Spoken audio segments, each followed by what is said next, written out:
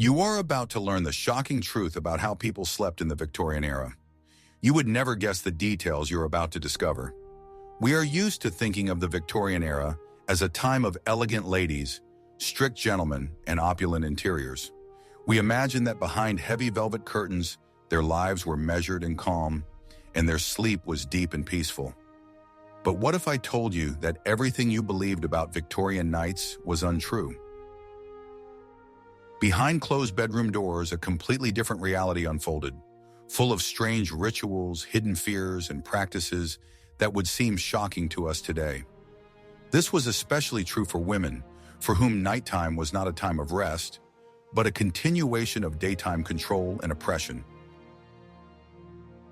Watch the video to the end to find out how an ordinary bedroom was turned into a prison, why doctors prescribed poison to women to help them sleep, and what nighttime ritual was considered normal then, but has completely disappeared from our lives today.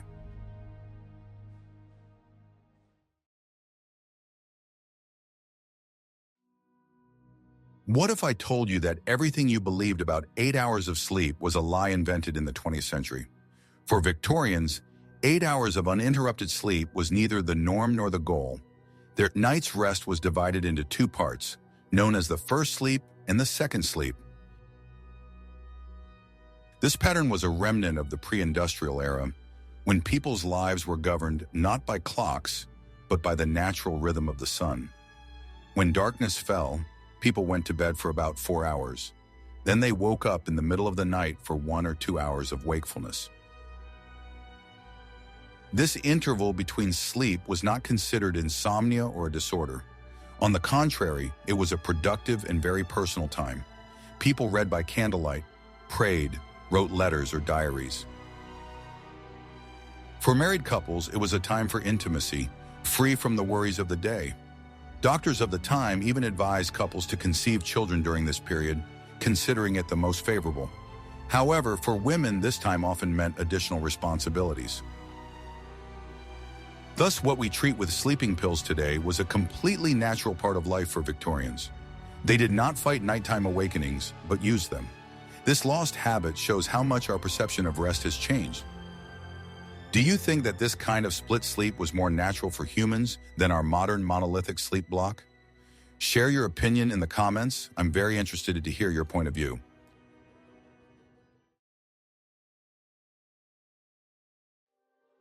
Here's what happens behind the closed doors of Victorian bedrooms.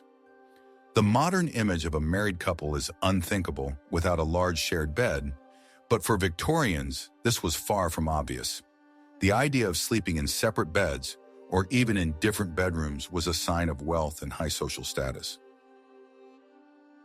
This fashion arose from considerations of hygiene and health. Doctors of the time claimed that one sleeping person could steal the vital energy of another. It was believed that the weaker partner would suffer from the proximity of the stronger one. There was also a belief that another person's breath at night could be harmful. The carbon dioxide exhaled by a partner was considered unhealthy and debilitating. Therefore, separate beds were seen as a precautionary measure. However, there were also social reasons behind these medical theories. Separate bedrooms allowed for distance and formality in relationships, even between spouses. This emphasized their status and conformed to the strict norms of Victorian etiquette. For women, this separation was particularly significant. On the one hand, having her own bed gave her the illusion of personal space. It was the only territory that belonged solely to her. But on the other hand, it emphasized her subordinate position. Her husband could come into her bedroom at any time, while her visits to his were strictly regulated. The door between the bedrooms was a symbol of his power and her dependence. Was this separation of bedrooms a true respect for personal space, or a subtle tool for control and maintaining distance? But even in her own bed, a woman was not safe from the main threat of the Victorian night, and that threat lurked in the very air she breathed.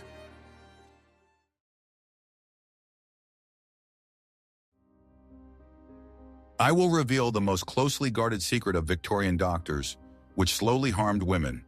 Victorians were terrified of night air. They were convinced that it was at night that the air became filled with poisonous miasmas, harmful vapors from decaying organic matter that cause disease. This fear was so strong that it turned bedrooms into airtight chambers. Before going to bed, the windows were tightly closed and covered with heavy curtains. Any crack through which dangerous night air could penetrate was carefully sealed. Beds, especially in wealthy homes, often had massive canopies with thick curtains. At night, these curtains were drawn, creating a small, virtually airless space around the sleeper. This was believed to protect against drafts and miasmas. As a result, the bedroom became incredibly stuffy and unhealthy. Carbon dioxide levels rose and oxygen levels fell. This led to headaches, restless sleep, and a general feeling of weakness in the morning. Women who spent much more time at home than men suffered particularly badly from this. Their health, which was already considered fragile, was further undermined by this voluntary suffocation. Doctors at the time did not associate the poor health of women with the lack of fresh air. On the contrary, female weakness, paleness, and frequent fainting spells were considered signs of refinement and aristocracy. This fashion for interesting pallor actually encouraged an unhealthy lifestyle. Women were locked in stuffy rooms, which only exacerbated their problems. Paradoxically, fresh air, which could have improved their condition, was considered deadly dangerous. This phobia was so deeply ingrained in the public consciousness that even in hospitals, rooms were rarely and reluctantly ventilated. People literally preferred to suffocate rather than risk breathing in disease. It was only towards the end of the Victorian era that scientists such as Florence Nightingale began to talk about the importance of ventilation and fresh air for health. She proved that good air circulation in hospital wards dramatically reduced mortality, but it took decades for these ideas to penetrate ordinary homes. Thus, the Victorian bedroom, intended to be a refuge, actually became a trap. Fear of mythical miasmas forced people to reject the real source of health, fresh air, and for women, this practice became another element of their golden cage.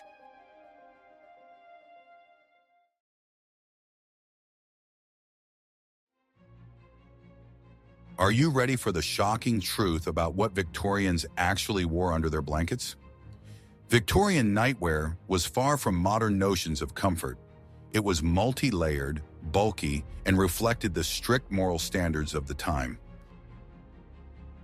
The main element of the nighttime wardrobe was a long shirt or nightgown. It was made of cotton or linen and reached down to the feet. Its cut was very loose to hide the contours of the figure even in sleep. Women's nightgowns were often decorated with lace, embroidery, and ribbons. This was another manifestation of status. Even in the bedroom, a woman had to look appropriate. However, this beauty often came at the expense of comfort. Many women wore a special night jacket or peignoir over their nightgowns. It was designed to keep them warm in cold, poorly heated houses. This added another layer of fabric that restricted movement. An essential part of the nighttime outfit was a cap or nightcap. It was believed to protect against the cold and drafts, which, as we remember, were considered very dangerous. Caps also helped keep hairstyles in place and protected pillows from hair grease. The beds themselves were veritable structures made up of multiple layers. Several sheets were spread on top of a mattress, often stuffed with horsehair or straw, followed by woolen blankets and a heavy quilt on top. Climbing into such a bed was quite a ritual. Can you imagine what it was like to sleep in such conditions every night, wrapped in several layers of fabric and under the weight of numerous blankets? In the next chapter, you will learn what dangerous substances women resorted to in order to fall asleep in this suffocating discomfort.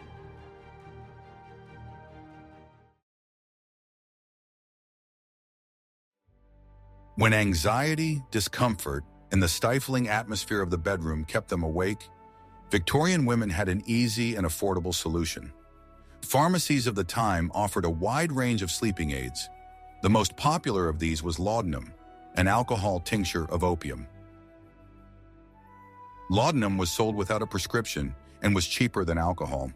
It was advertised as a universal remedy for dozens of ailments, from coughs and toothaches to insomnia and female nervous disorders. For many women, it became a constant companion. Doctors readily prescribed opiates to middle and upper-class women.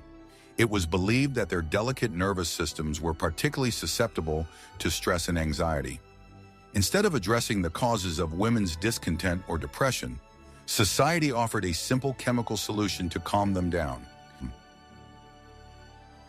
Taking laudanum at night became a common ritual in many families. A few drops in a glass of water or tea guaranteed a quick sleep and oblivion from the anxieties of the day. Women became addicted to this remedy without even realizing it. The consequences of such addiction were devastating, but they were often attributed to the weakness of the female nature. Constant drowsiness, apathy, mood swings, all of these were considered symptoms of hysteria rather than the result of chronic poisoning. Husbands and doctors only increased the dose, trying to cure what they themselves had created. In addition to laudanum, there were other popular sedatives. For example, Mrs. Winslow's soothing syrup, which contained morphine and was advertised to calm babies, but was often used by their mothers as well. The market was flooded with dangerous drugs disguised as harmless mixtures. This availability of opiates was a form of social control. A woman under the influence of drugs was more submissive, quiet, and controllable. Her will was suppressed, and any protests were attributed to illness. She found herself in a vicious circle. Her oppressed position caused stress and insomnia, which were treated with drugs that made her even more dependent and powerless. It was a silent tragedy unfolding behind the elegant facades of Victorian houses. Thus, the bottle of laudanum on the bedside table was not just a medicine. It was a symbol of female powerlessness and despair. It was a way to silence her and make her sleep so that she would not disturb the peace of the patriarchal world.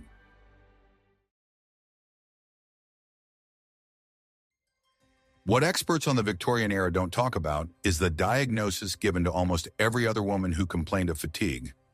If a woman's insomnia, anxiety, and general malaise did not go away with laudanum, Victorian medicine offered a radical remedy, rest cure.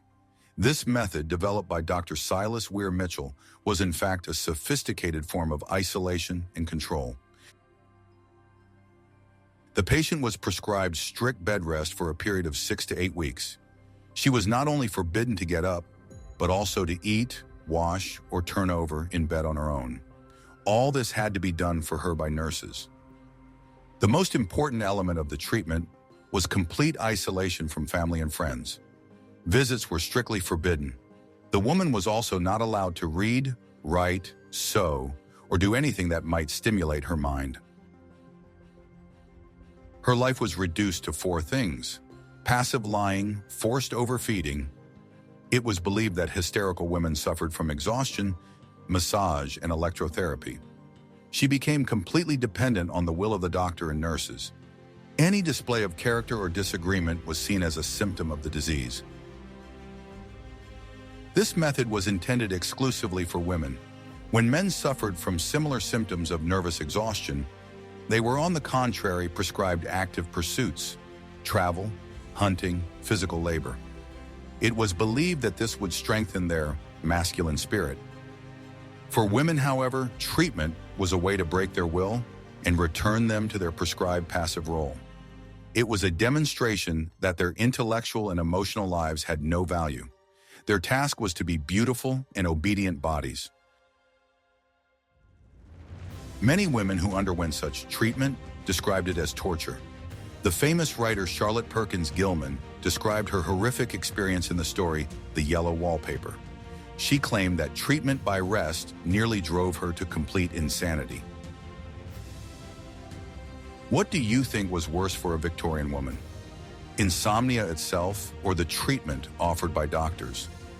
But even if a woman managed to avoid doctors, the very architecture and decor of her bedroom became a prison.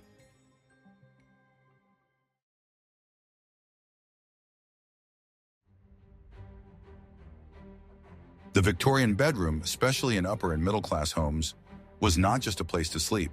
It was a showcase for the wealth, status, and good taste of its owners. and the person primarily responsible for the showcase was, of course, the lady of the house. The interiors were overloaded with furniture and decor. A massive carved bed made of dark wood, heavy velvet curtains, thick pile carpets, a dressing table with countless bottles and boxes. The walls were decorated with paintings, tapestries, and intricately patterned wallpaper. Every item had to speak of wealth. Even chamber pots were hidden in elegant wooden chests so as not to disturb the aesthetics. There was almost no free space left, which created a feeling of crampedness and confinement. For a woman, the bedroom was her main area of responsibility. She chose the fabrics, ordered the furniture, and kept everything clean and tidy. It was one of the few areas where she was allowed to express her creativity and management skills. However, this power was illusory. The bedroom did not belong to her, but to her husband. She was merely the keeper of his property, another beautiful item in his collection. This room, filled with her labors and cares, was also her cage. The woman spent most of her life here, or in the living room adjacent to the bedroom. It was her world, but a very small and strictly limited one. All this lavish decor required constant care. Dust accumulating on countless draperies and trinkets was considered a source of disease. The daily battle with dust using rags and brushes was one of the main tasks of the maids, who were supervised by the mistress. The heavy curtains, which were supposed to protect from street light and prying eyes, also kept air and sunlight out of the room. This exacerbated the unhealthy atmosphere we have already mentioned. Beauty and status were more important than health and comfort. Thus, the bedroom was a place of paradoxes for Victorian women. It was their kingdom and their prison. It was a place of self-expression and complete submission. She created comfort and beauty, but she herself was only part of the interior. She was the guardian angel of the hearth, locked in a gilded cage, and every night she fell asleep surrounded by silent witnesses to her powerlessness.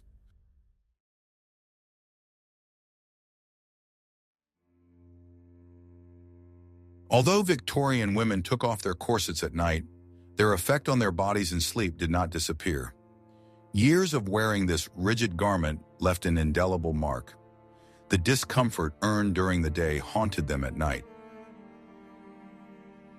The corset, worn from early adolescence, deformed the rib cage and displaced internal organs. The lungs could not expand fully, resulting in shallow breathing. This effect persisted even after the lacing was loosened. As a result, many women suffered from chronic oxygen deprivation. This manifested itself in constant fatigue, dizziness, and of course, poor sleep quality. The body simply could not fully rest and recover. Compressed digestive organs also made themselves felt. Heartburn, indigestion, and other stomach problems were frequent companions of Victorian ladies. These unpleasant sensations were exacerbated in a horizontal position and interfered with normal sleep. The back muscles, accustomed to constant support from the corset, atrophied over time.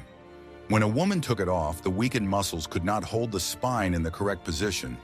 This caused back pain, which intensified at night. Thus, even freed from its daytime shackles, the woman's body could not relax. It was confined in an invisible corset of chronic pain and discomfort. For many, a good night's sleep was an unattainable luxury. This physical discomfort was compounded by psychological stress. Women complained of restless sleep and nightmares, but doctors rarely linked this to wearing a corset, considering it an absolutely necessary and safe part of women's attire. Sleep problems were again attributed to female hysteria and weak nerves. Instead of eliminating the cause, the corset, women were again offered symptomatic treatment in the form of opiates. This was yet another example of how society ignored the real suffering of women. The corset was not just an item of clothing. It was a tool for shaping the correct female body, fragile, thin, unsuited to an active life. And this tool continued its work even when it lay on a chair next to the bed. The ghost of the corset was invisibly present in the bedroom every night. It served as a reminder that a woman's body did not belong to her. It had to conform to strict standards of beauty, even if the price was her health and peaceful sleep.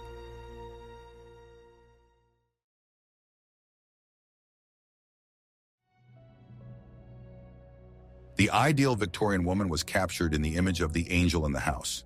She was supposed to be the guardian of the hearth, the moral compass of the family, and the source of comfort. This role did not end with the onset of night. A woman's sleep was not considered her personal, inviolable time. It was conditional and could always be interrupted for the needs of the household.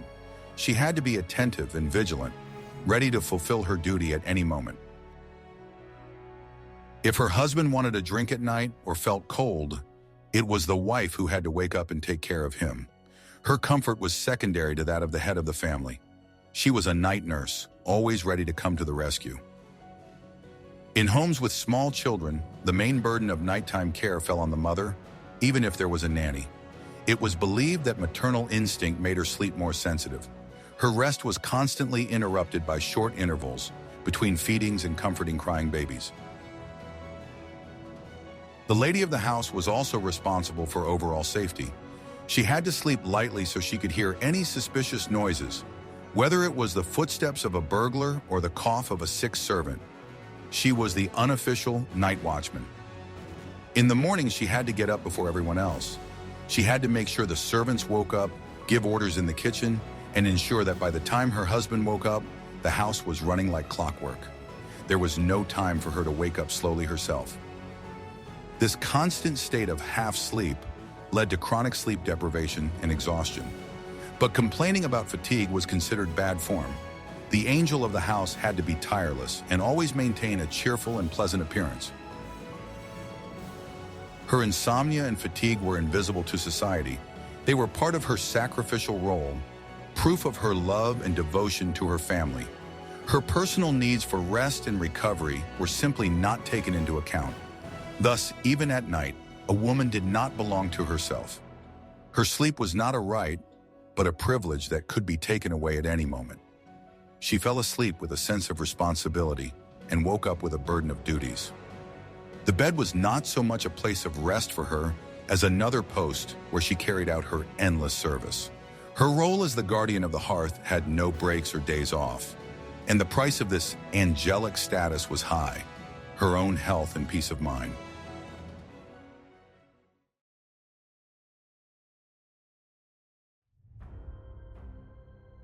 Night in the Victorian era was not only a time of physical danger, but also a space of moral panic.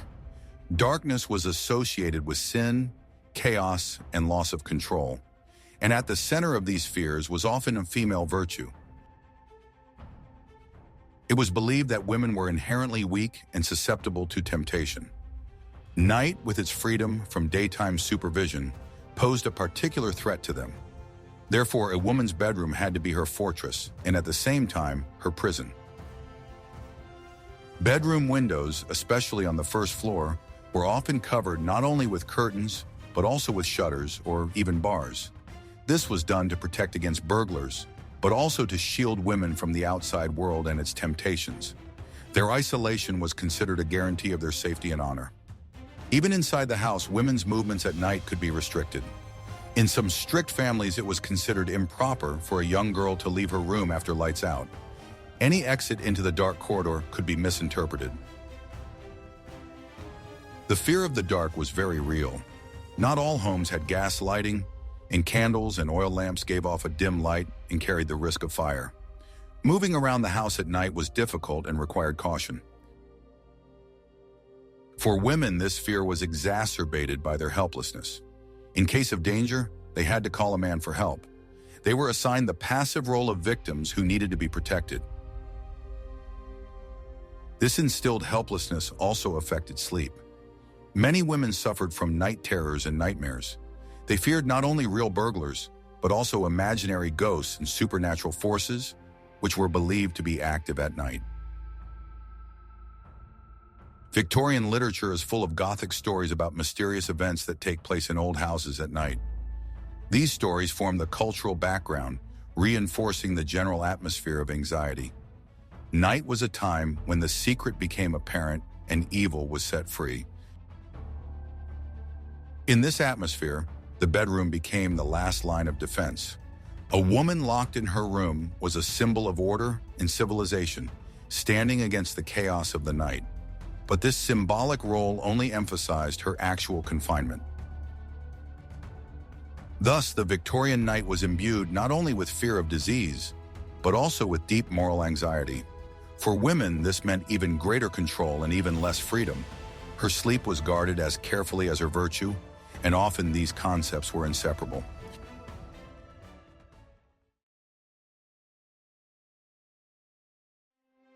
We have lifted the veil on the world of Victorian bedrooms and seen that behind the outward prosperity lay a complex and often grim reality. Separate sleeping arrangements, fear of fresh air, uncomfortable clothing, and dangerous sleeping pills were all part of the nighttime life of people of that era.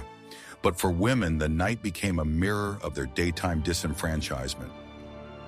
The bedroom, which was supposed to be a place of rest and privacy, became yet another stage for demonstrating social status, medical control, and family responsibilities. Women were expected to be perfect housewives, submissive wives, and vigilant mothers even in their sleep. Their right to proper rest was almost completely ignored. The history of Victorian sleep is not just a collection of strange facts. It is a reminder of how deeply social norms and gender roles can penetrate the most intimate spheres of our lives, affecting our health and well-being. It is a story of how women's bodies and minds became a battleground for control. Suggest topics related to hidden aspects of life in the past that you would like to see in future videos in the comments.